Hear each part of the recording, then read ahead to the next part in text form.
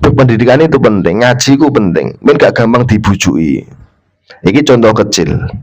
Wong lek gak duwe pendidikan, gak cetha, gak duwe ilmu, ya gampang dibujui. Lah ini kayak awak dewe ya, tapi kan nggak tahu, kita kan nggak ngalami itu nanti. Mukum-mukum gak ngalami. Lah iku dia ngandel ngono dikandani. Aku iso nguripno untamu. Lek sing situ ngerep barang sing mati sapa gak pangeran. Ngandel kowe nek aku pangeranmu, ngandel deh.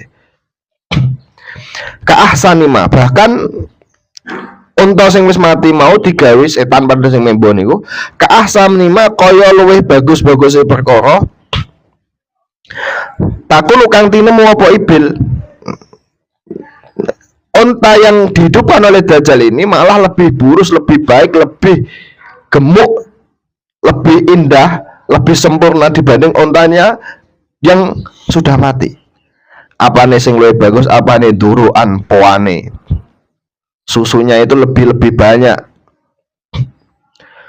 Wa adumihilan luwih gede-gede nema apa nih asnamatan punuke unta luwih gede, akhirnya artinya lebih sempurna, luwih ngandel loh.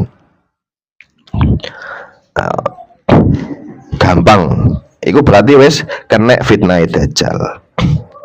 Iku sing pertama, contoh pertama. Wayati kemudian wayati lan teka sapa Dajjal akhrajula ing wong lanang.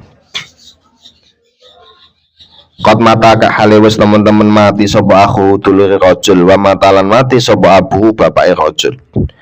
Kemudian Dajjal mendatangi seseorang yang mana ini saudara dan bapaknya sudah meninggal. Fayaqulu mongko ngucap sapa Dajjal,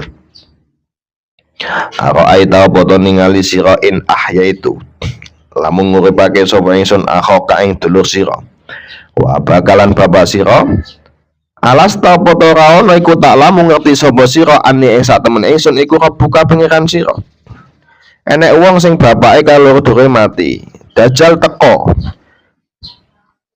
Aku iso nguripno bapakmu ibu apa dulurmu iku. Nek aku iso nguripno bapakmu karo dulurmu apa to kok aku gak pangeran? Dijawab kalih laki-laki niku farajul mongko jawab sapa rajul, bala iya nggih. Iya sing isit ngurip wong mati iku namung pangeran. Berarti sampean niku pangeranku. Fayatama salu mongko mimbo lau mare rajul sapa asyaitonu setan nahwa akhihi ing sepadane dulure rajul wa abihi lan bapake rajul.